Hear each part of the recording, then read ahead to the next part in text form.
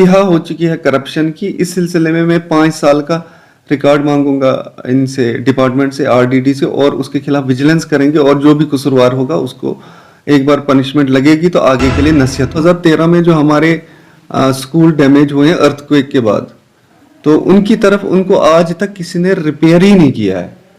तो उन्होंने मुझे कहा कि ये पहली बार आप बता रहे हो, आज तक किसी ने बताया ही नहीं है कि इनको रिपेयर करने की भी जरूरत है, क्योंकि ये जो पैसा ग्राउंड्स के लिए सैंक्शन होता है उसको यूटिलाइज करते हैं नहीं।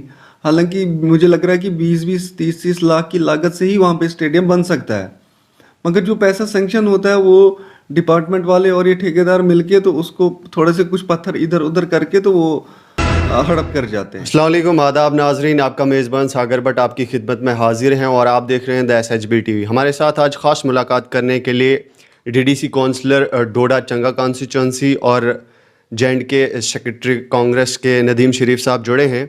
हम इनसे बात करेंगे और जो मुद्दे चंगा कॉन्स्टिट्यूंसी के हैं इनके साथ डिस्कस करेंगे। सबसे पहले नदीम साहब, बहुत बहुत शुक्रिया टाइम देने के लिए। सर, आप हमें बताएं, आज़ादी के बाद भलीसा के अंदर भलीसा के लोगों को आज भी 60 किलोमीटर दूर जाकर एक्सरे और अल्ट्रासाउंड के लिए जाना पड़ता है। अब आप पावर में आए हैं, आप क्या करेंगे भलीसा के लोगों के लिए? देखिए, सबसे पहले मैं आपको बता दूं, अभी हम पावर में नहीं आए हैं, अभी मैं पब्लिक रिप्रेजेंटेटिव बना हूं। तो जैसे ही लोगों ने मुझे अपना रिप्रेजेंटेटिव चुना, काउंसलर चुना, मैं सबसे पहले मैंने हेल्थ के मसले में यहाँ के कमिश्नर के साथ, यहाँ के director NRHM, director health services के साथ मुलाकात की। वहाँ पे स्टाफ भी पूरा नहीं था, तो जब मैंने उनके साथ दरख्वास्त की तो उसके बाद उन्होंने कुछ डॉक्टर्स और पैरामेडिकल स्टाफ वहाँ पे भेजा और मुझे एश्योर किया है हमारी वहाँ पे एम्बुलेंसेस की कमी है। बाकी ये जो एक्सरे डिजिटल जो वहाँ पे गुंदो हॉस्पिटल में काफ़ी सालों से काम नहीं कर रहा था, उसको ठीक उनने मेरी रिक्वेस्ट के बाद किया। और उसके बाद अभी जो हमारा सबसे ज़रूरी जो वहाँ पे ये हॉस्पिटल का इंफ्रास्ट्रक्चर जो गुंदो में बन रहा है, मुझे पूरी उम्मीद है, क्योंकि पिछले 1-2 सालों से कोविड की वजह से काम उस पर हो नहीं सका, उसकी वजह से पूरा वो बंद रहा। तो मुझे पूरी उम्मीद है कि इंशाल्लाह इस साल वो मुकम्मल होगा और वहाँ पे तकरीबन सारी फैसिलिटीज़ होंगी जो डोडा हॉस्पिटल में होंगी। सर, आप हमें बताएं, भलीसा के लोगों को आज डिजिटल इंडिया बनने जा रहा है, लेकिन भलीसा के लोगों को आज भी बैंक में जाकर लाइन में खड़े होकर पैसे निकालने पड़ते हैं और अपना टाइम वेस्ट करना पड़ता है। इस चीज़ के बारे में आप आगे क्या सोच रहे हैं भलीसा के लोगों के लिए? देखिए, बिल्कुल दुरुस्त बात है। हमारे वहाँ पे सिर्फ 2 ब्रांचेज़ हैं, 3 ब्रांचेज़ हैं। एक तो गुंदो में है, एक चंगा में और एक वो सोती में। तो जबकि वहाँ पे 3 ब्रांचेज़ और ज़रूरत है। तो इस सिलसिले में मैं कोशिश कर रहा हूँ कि एक ब्रांच भरथी में खुले, एक ब्रांच टेंटली और इन्हाड़ा के बीच में कहीं खुले, ताकि उस इलाके के लोगों को सेंटर पॉइंट मिले। उसके बाद काहल, जुगासर, आखड़ाई, ये अलनी वगैरह, इसका सेंटर पॉइंट टिपरी बनता है। तो मेरी कोशिश है कि वहाँ के लिए भी एक ब्रांच खुले। इस सिलसिले में मैं एडवाइज़र साहब से मिला हूँ, उनके साथ बात की है, उसके बाद चेयरमैन साहब से भी दरख्वास्त की है।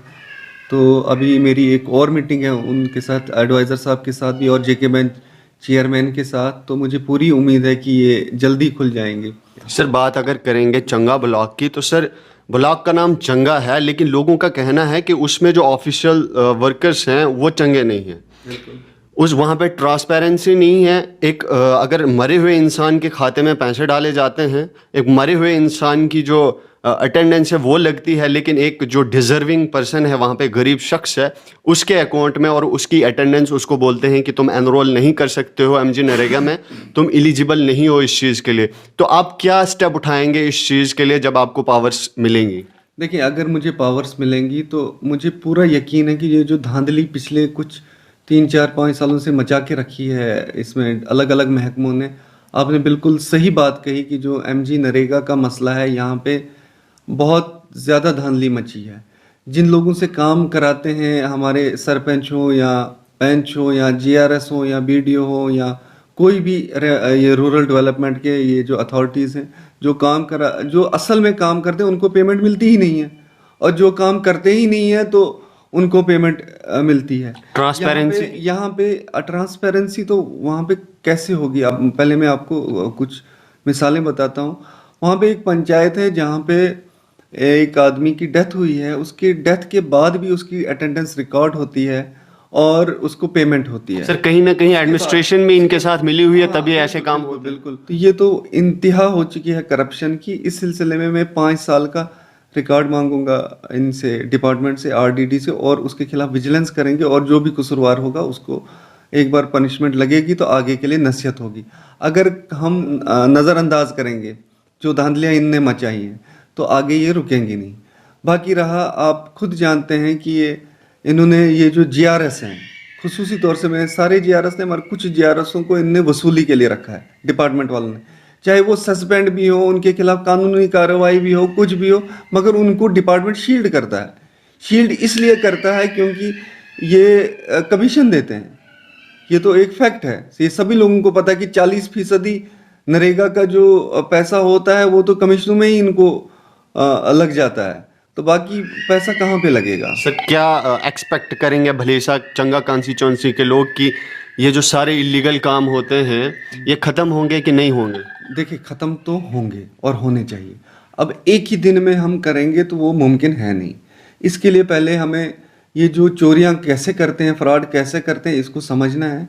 इस सिलसिले में मैं पिछले 5 साल का रिकॉर्ड इनसे मांगूंगा आरडीडी से, और उसके बाद जो रिकॉर्ड होगा वो सभी पंचायत के लोगों को भेजा जाएगा, और वो खुद बताएंगे कि कहाँ कहाँ के गड़बड़ियाँ की हैं, और जो लोग वो बताएंगे यहाँ पे पंचायतों में गड़बड़ियाँ हुई है, उसके खिलाफ विजिलेंस मैं करूँगा। सर कहा जा रहा है कि भलेसा चंगा कॉन्स्टिट्यूंसी में खास तौर पर जो सीजनल एजुकेशन सेंटर हैं इलीगल हैं, कहा जा रहा है, और वहाँ पे जो कुछ जो ऑफिसर्स हैं वो अपने ही लोगों को वहाँ पे लगाते हैं उस सीजनल एजुकेशन सेंटर में, और कुछ बच्चे उनको दे देते हैं और उनकी जो सैलरी चलती है जो डिजर्विंग है उनको नहीं लगाते हैं, अपने ही जो हैं उनके रिश्तेदार उनको ही लगाते हैं, और जो नोमैड्स हैं जो ट्राइबल्स हैं उनको वो पढ़ाने नहीं जाते हैं और सैलरी वो एजुकेशन डिपार्टमेंट से लेते हैं। देखिए, इस डिपार्टमेंट के बारे में मुझे मालूम है नहीं कि ये आपने जो अभी बात की इसके बारे में अभी मुझे पता नहीं है कि क्या है क्या नहीं है। मगर ऐसे ही मसला पीएचई और इसमें पावर में भी है।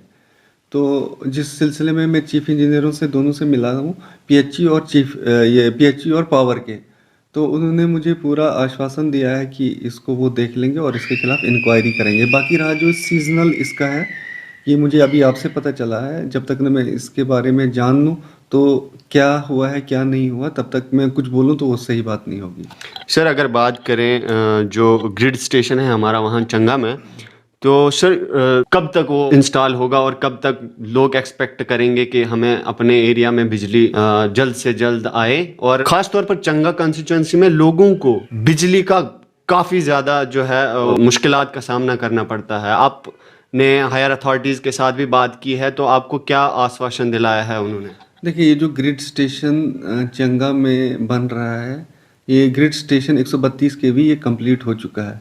ये मेरे वालिद मरहूम मोहम्मद शरीफ नियाज़ साहब ने, जब वो पावर मिनिस्टर थे, तो 3 ग्रिड स्टेशन जम्मू कश्मीर के लिए सैंक्शन कराए थे। तो एक ग्रिड स्टेशन, हमारी खुशकिस्मती थी कि वो हमारे मिनिस्टर भी थे इलाके के, तो उन्होंने एक अपनी कॉन्स्टिट्यूंसी के लिए रखा और चंगा में वो करवा लिया।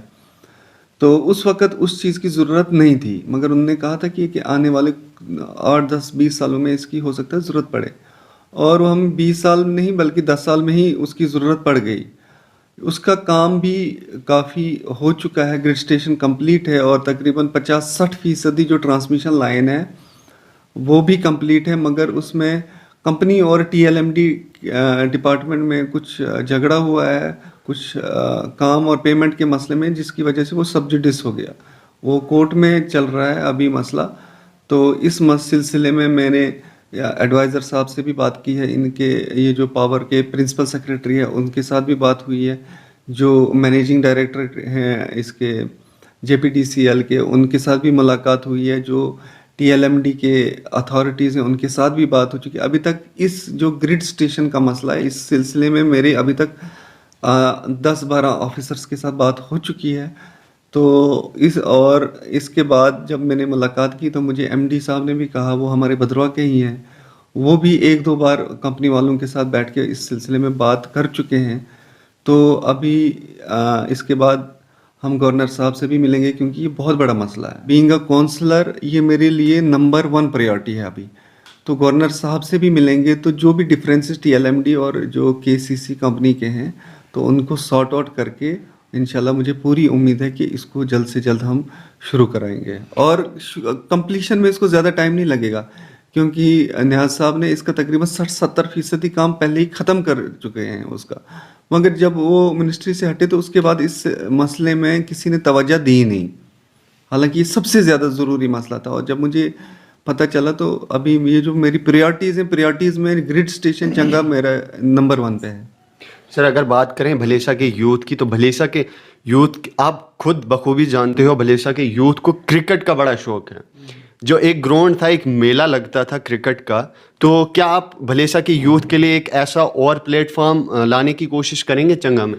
देखिए, मैंने अभी मेरे डायरेक्टर जनरल हेल्थ ये स्पोर्ट्स के साथ मुलाकात हुई है, तो मैंने वहाँ पे तकरीबन 2-4 जो मेन ग्राउंड्स हैं जो बन सकते हैं जिन पे खर्चा इतना ज़्यादा नहीं सर आता। अगर एक ही ग्राउंड बनेगा जैसे हाँ, एक ही के लिए मैंने प्रपोजल दिया है जो किलोत्रान लमथलन के नीचे है, जो मेन ग्राउंड है। वो उसका एरिया काफ़ी बड़ा है तो उसके लिए दिया है। उसके बाद जो ये थलोरन के आगे है वो जिस पे पहले खोई के ऊपर उस पे थोड़ा काम हो चुका है, वो शायद एमपी लैड में हुआ है, तो उसमें भी डेवलप करने की ज़रूरत है और उसमें इतना ज़्यादा पैसा लगेगा नहीं क्योंकि ये जो पैसा ग्राउंड्स के लिए सैंक्शन होता है उसको यूटिलाइज करते हैं नहीं। हालांकि मुझे लग रहा है कि 20-20, 30-30 लाख की लागत से ही वहाँ पे स्टेडियम बन सकता है, मगर जो पैसा सैंक्शन होता है वो डिपार्टमेंट वाले और ये ठेकेदार मिलके तो उसको थोड़े से कुछ पत्थर इधर उधर करके तो वो हड़प कर जाते हैं। तो इस बार जो वहाँ के लिए पैसा इंशाल्लाह सैंक्शन होगा, मैं उस पर पूरी नज़र रखूँगा और काम मैं कोशिश करूँगा कि बेहतरीन तरीके से हो और कम से कम भलेसा में एक स्टेडियम अच्छा बन जाए ताकि हमारे जो स्पोर्ट्स एंथुजियास्ट हैं उनके लिए एक वो वेन्यू बने खेल कूद के लिए। अच्छा सर, एक सवाल और, जैसा कि हमारे कॉलेज जो है उसमें सिर्फ एक बस है और जो बच्चे हैं दूर दराज इलाकों से आते हैं, 10-10 किलोमीटर चल के आते हैं, सर आप इस चीज़ के बारे में क्या कहना चाहते हैं? बस का अगर वो कम पड़ती है तो हम ये इसके डिस्ट्रिक्ट प्लान में बसें और दे देंगे क्योंकि वो बच्चों का मसला है। तो अगर प्रिंसिपल की तरफ से कोई रिक्वेजिशन आ जाती है तो हम डिस्ट्रिक्ट प्लान में वो डाल देंगे, तो बसें इंशाल्लाह हम वो ले लेंगे। सर जितने भी जो डिपार्टमेंट हैं आप उनके साथ मिल चुके हो, मुलाकातें हो गई हैं, भलेसा के लोग क्या एक्सपेक्ट करेंगे कि ये जो आपने प्रपोजल दिए हैं कब तक ग्राउंड लेवल पे इम्प्लीमेंट होंगे? कितना टाइम लगेगा? देखिए, अभी सभी डिपार्टमेंटों से नहीं मिले हैं।